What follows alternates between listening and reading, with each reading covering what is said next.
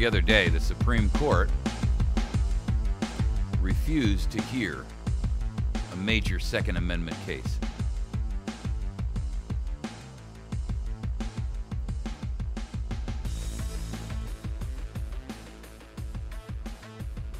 I would draw the analogy to a slave master who applies daily beatings to you and your family with a whip, nails studded in those flails.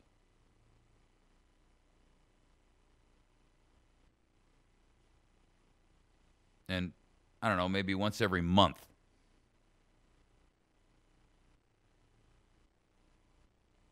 the slave master says, "Here's an extra bowl of soup." But the following day, the beatings commence again. Does it make up for them? Does it diminish the damage done? I don't think so. The Supreme Court hasn't heard a Second Amendment case since Heller in 2008 and McDonald versus Chicago in 2010. It's now 2014. Don't tell me guns haven't been in the forefront of the political dialogue.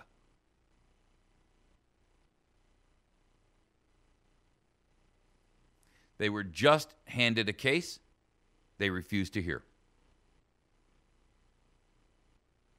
This is a case out of New Jersey.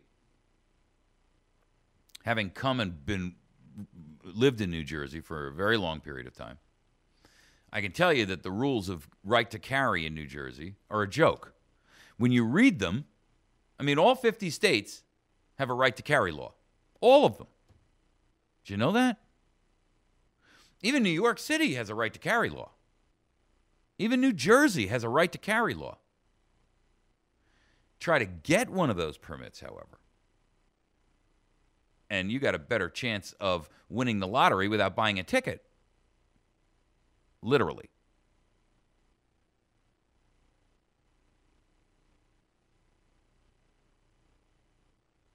The way it works is you have to request a right to carry permit. You can apply for one, but nobody, and I mean nobody, gets one. It's like that little midget from The Wizard of Oz. Nobody gets to see the great wizard, no how. I mean, really. Just to buy a gun in New Jersey, you have to get something called a firearms identification card. And to obtain that, you have to go down to your local police department and you have to submit yourself, first of all, an application, which is run, they run a criminal background check on you. And then your local police chief has the right to arbitrarily and capriciously deny you even the right to buy a gun just by saying, "No, I don't think so." Assuming you get past the scrutiny and the gamut and the juggernaut and the I can't think of the word. Anyway, the point is, you now get you get your permit. You've been fingerprinted, by the way. On your firearms identification card is a fingerprint, yours. Just exercise your Second Amendment right. Oh, you want to buy a BB gun? Well, you can't have a BB gun unless you fill out a Form 4. Form 4473, excuse me. You have to go through a background check through the ATF to buy a BB gun. Think I'm kidding you? I'm not. Slingshots are illegal. Cannot own slingshot. Look, when I was a kid, growing up in New Jersey, we used to climb a tree to get to a forked branch that was, the perfect forked branch in our opinion, and it was 20 feet high. It didn't matter. We would risk our lives to get it. Cut it down with a saw and sit there with our pocket knife and whittle it away and clean the bark off of it and take an old bicycle tire and make a strap out of it. Get caught with a slingshot in New Jersey? Considered a deadly weapon. Think I'm kidding? Go look it up. We haven't even gotten to the carry idea yet. This is just obtaining one. Can't hunt with a rifle in New Jersey. Illegal. Shotgun only. Now you want to buy a pistol. Okay, now you got to go down and you got to apply to that same police chief, and you've got to beg his permission and fill out a form 5 layers deep, 5 times. Not triplicate, whatever the heck 5 is. You think I'm kidding you? No, I'm not. And you get a copy, and he gets a copy, and the police chief gets a copy, and the state gets a copy, and the ATF gets a copy. Are you kidding me? No, I'm not. And that permit comes with, you have to pay for it, of course, every time. And you have to get one issued by the city in which you live from the police chief, who has the right to say, you know, this is your 3rd permit in the month. I got to wonder, what are you doing with all them pistols? Well, frankly, Chief, it's really none of your doggone business. Oh, well, then I'm going to deny it. Anything you can do about it? Nope. Really? No, I'm telling you. There is nothing you can do about it. So now let's get to concealed carry. Oh, so then you finally obtain your permit to purchase a pistol, and it's only good for 30 days. So you pretty much have to have the gun in mind, and you got to know that you want one and what you want, because there really aren't that many gun stores in New Jersey either, unless you're going to order it on the internet or something. If you live in rural America, you know how many gunsmiths and gun dealers work out of their homes. Can't do that in New Jersey. Not allowed. Has to be a physical commercial location. So then let's assume, for argument's sake, that you've gone through all of that, and now all you want to do is carry. You could be a jewelry dealer who walks around with $1 million a day in a briefcase, and they just couldn't care less. Unless you're, connected politically, or you are some kind of a star, or, Hollywood mogul or something, you can dream on. It doesn't matter. You will be denied, denied, denied, denied, denied.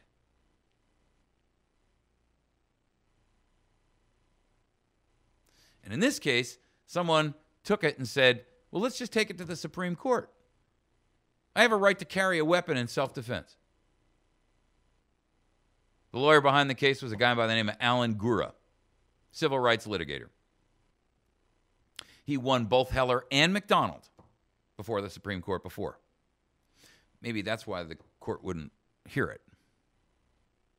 Gura explained the reasons that he brought this case called Drake versus Jerigian or Garrigan or something. I'm not quite sure how to pronounce it. Quote, this is from Alan Gura. We've seen courts rubber stamp just about any kind of law that violates the Second Amendment. Unless the Supreme Court decides to enforce its pronouncements, the Second Amendment will apply only to the extent that some lower courts are willing to honor Supreme Court precedent. Well, by their silence, the federal court is allowing these lower court rulings and the rubber stamping of them to continue. Well, I got to tell you something. The rules are arbitrary and capricious. You're not prohibited from owning a gun or having the right to carry one. And it's another nail in the coffin of the judiciary branch in the tripartite. I'm going to remind you of something. You seem to consider judges as the ultimate arbiters of all constitutional questions. It's a very dangerous doctrine indeed, and one which would place us under the despotism of an oligarchy. And the Constitution has erected no such single tribunal. Need I say more? That was Thomas Jefferson in 1820. He was very clear. He didn't leave anything on the table. There's no room to wiggle. The courts have utterly, completely failed us.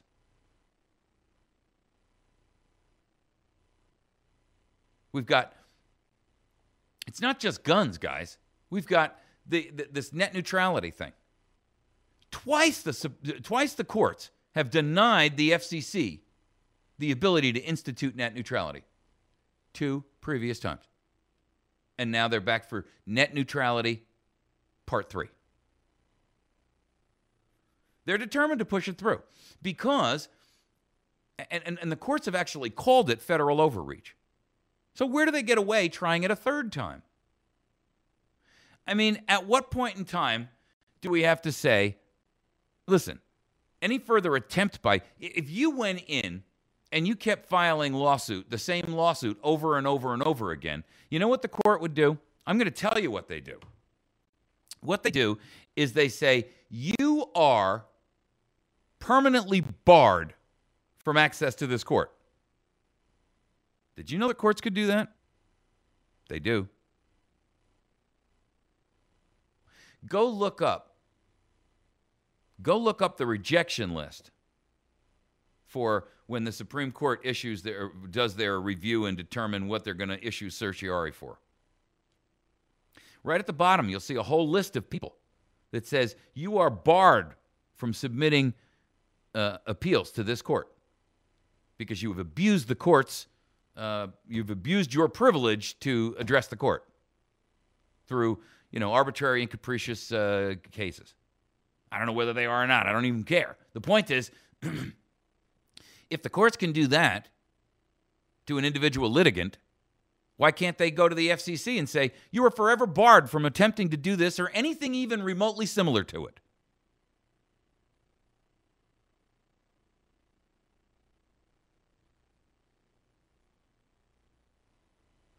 Why have the courts granted and went to the extraordinary length to approve and legalize something like Obamacare?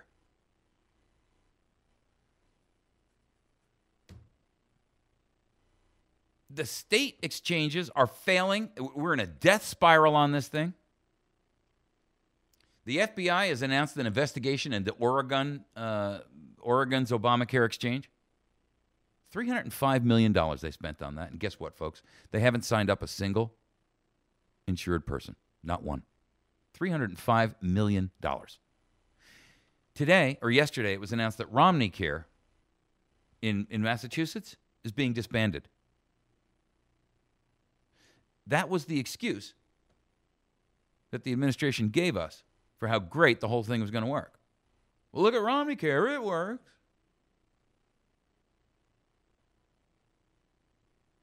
The courts can't stop Obama from these executive actions or refuse to do so. They say, we don't want to get in the middle of the two other prongs of the tripartite arguing amongst themselves.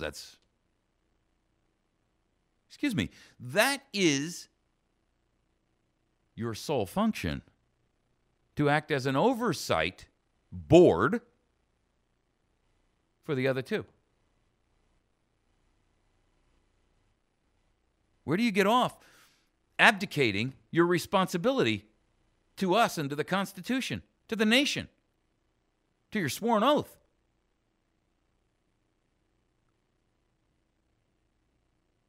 The ruling from the Ninth Circuit on why an American student can be ordered not to wear an American flag on Cinco de Mayo Day, not because there's something wrong with that, but because the Hispanic students have threatened violence against those who are wearing an American flag on what they perceive to be their holiday. Are you out of your flipping mind? The court says the risk of injury and the risk of violence is high. So therefore, the school has the right to suspend First Amendment rights for everybody else in favor of a group of people who claim to threaten a terroristic threat of violence. How insane does that get? How a court can rule and call it justice that the rights of students to wear an American flag on their shirt can be stripped and superseded simply because a group threatens violence is insane. I mean, if that were the case, in theory, hypothetically, the religious right could say, if you don't stop abortion, we're going to commit violence on the abortion industry. And according to the courts, that should be enough to end the claimed right to abortion. Is that not the same thing?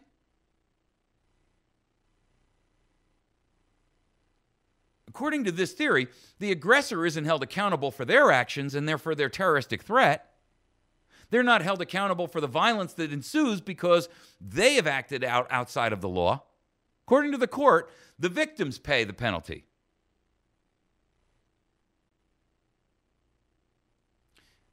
Where does this, I mean, how does any of this justify where the courts are? You know, the creative ruling on Obamacare, this kind of idiocy, that you can strip the rights of how many people, I don't care if it's 1 or 1 million, based on a perceived threat of violence from a group that, quite frankly, we don't even know if they're here legally. I mean, it's absurd enough. Let's just say, for argument's sake, that they're all legal. All the students who are going to court or going to school that day are all legal. Let's assume that none of them are an illegal alien. If they're threatening violence against students who are wearing an American flag shirt on Cinco de Mayo Day, which is not even an American holiday, and you're saying to me that we're going to bow to the pressure of terrorism, because that's what this is. You're saying we're going to bow to the threat of terrorists, and to eliminate violence, we're going to bar you from wearing the shirt of your choice that happens to be the symbol of our nation.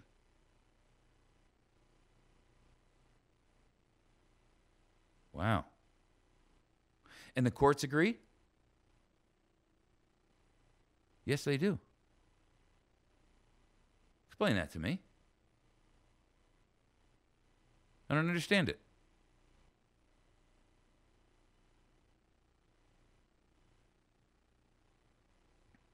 How's there any justification for that?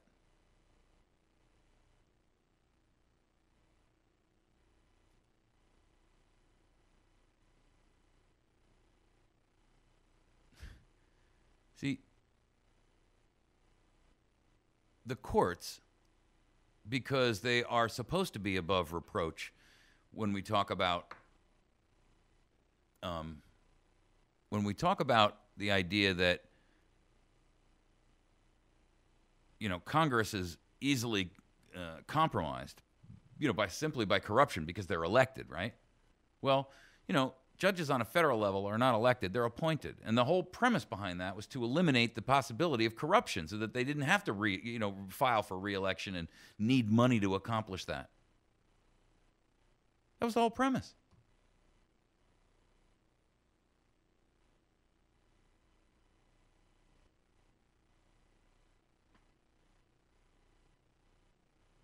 You know, you expect compromise and corruption in Congress.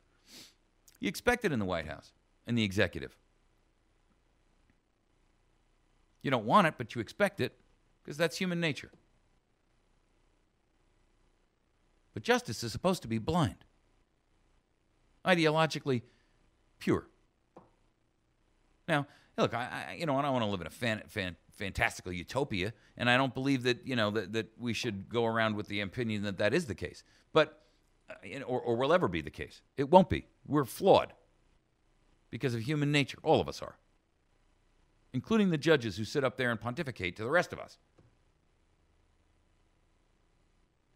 But if that's the best that we can expect, if the best that we can expect is these laws that are on the books that allow civil forfeiture.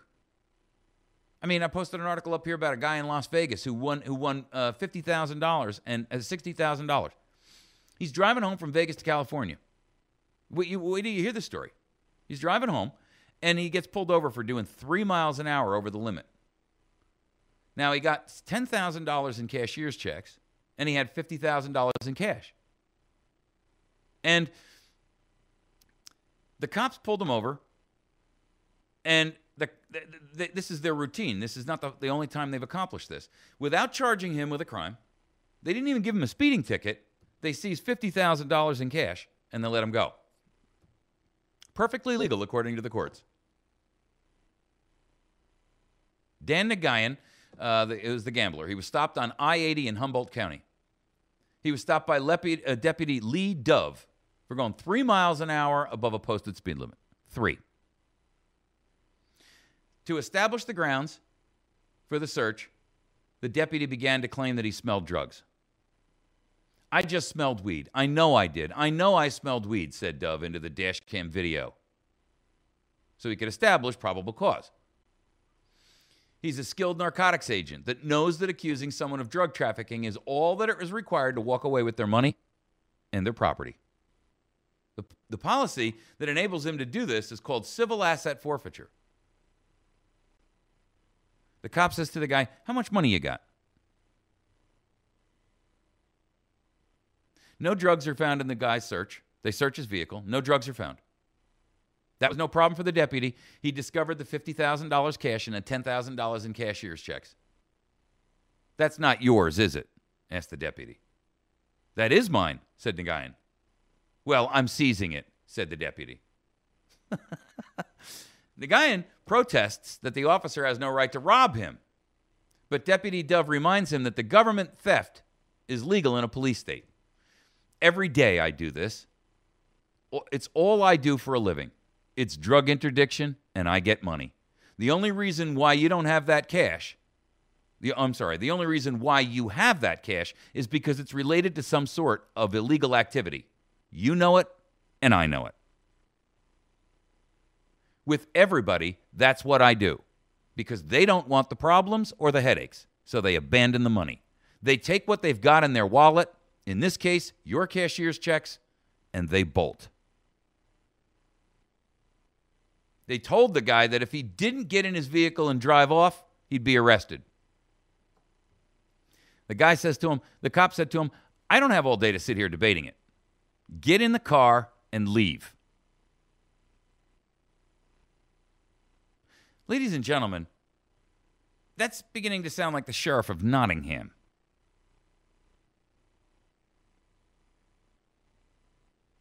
Motorists, the article goes on, this is on Police State USA. Motorists like Nagayan are essentially accused of criminal activity, but they're never actually charged with a crime. They're then forced to prove their innocence, in many cases, or abandon the money. The expenses of the legal fees make it cost prohibitive to fight back because they just took your 50 grand. How would you fight back? And the government agencies that fight you have unlimited resources and they're well-oiled machines. They know exactly how to play this game. Well, this guy, they made a mistake with him. They left him $10,000 in cashier's checks. Why didn't they seize the cashier's checks? Because they couldn't cash those. That would have been fraud. But the cash? Anybody's business. So, this guy Nagayan, he went and dropped $10,000 in cashier's checks to pay an attorney to file a lawsuit. Ultimately, he got his money back. But guess what? The deputy's never lost his job. He's never been fired. In fact, he's never even been reprimanded. The underlying tactic he uses is exactly what is expected from law enforcement on their war on drugs. It's not a war on drugs. It's a war on civilians who they can accuse of involvement in drugs. They found no dope on this guy. He could prove that the money came from a casino, that the cashier's check was made out from the casino. That didn't matter. You see, the Fifth Amendment states, "No person shall be deprived of life, liberty, or property without due process of law, nor shall private property be taken for public use without just compensation." The concept of seizing money without any kind of criminal charges is a crime, and it needs to be abolished immediately. But your courts have approved it. They've made it legal. And the truth of the matter is, they are as useless to us. Well, I'm going to save that analogy. They're on public radio. Here's the deal, folks. The courts have completely, utterly, totally abandoned us and abdicated any and all responsibility to the Constitution. And they were the last hope we had of the tripartite resolving themselves. Congress won't do it. The executive definitely won't do it. He's so drunk on his power right now, he can't even walk. and our last great hope in black robes has proven themselves unworthy. You've been listening to America's Voice Now. Email me at mike@americasvoicenow.org. Have a great day. We'll see you all tomorrow.